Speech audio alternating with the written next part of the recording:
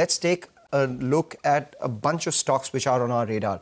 Ever since the big deal that was announced where JSW Paints went ahead and acquired Akzo Nobel, the paint stocks have been doing well. And we here on CNBC TV18 did tell you that, the situation seems ripe for some of these paint stocks because one, competition is now more familiar than what it was earlier.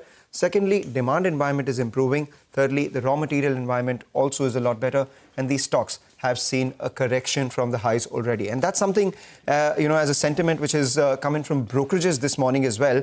ICICI Securities, the one that actually downgraded the paint sector for the first time 4 years ago, has now revised its stance. They've upgraded Asian Paints and Berger from reduce to add, and they've revised this negative stance of 4 years because they believe that the fight for number 3 player continues with Birla Opus and Akzo JSW combined, with the first 2 players remaining as they are. And this is something that was said by Abhijit Roy of Berger on CNBC TV18 on Friday as well. What is their rationale for upgrade?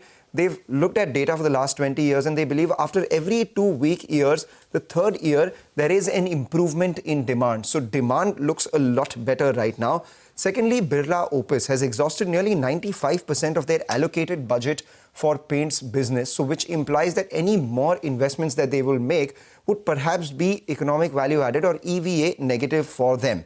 EBITDA margin for paint industries is near bottom end of the guided range because they believe that going forward, contained crude prices will improve EBITDA margins, and improved product mix will also do well for the existing paint companies. And for all of this, the valuation multiples for both Asian Paints and Berger are now at 1 standard deviation below the average valuations at which these companies would trade. So things are turning favorable. What have they done with their target price? Asian Paints, while the stance has been upgraded, the target price too revised from 2,000 to 2,700. Berger Paints as well, target price improved from 515 to about 650.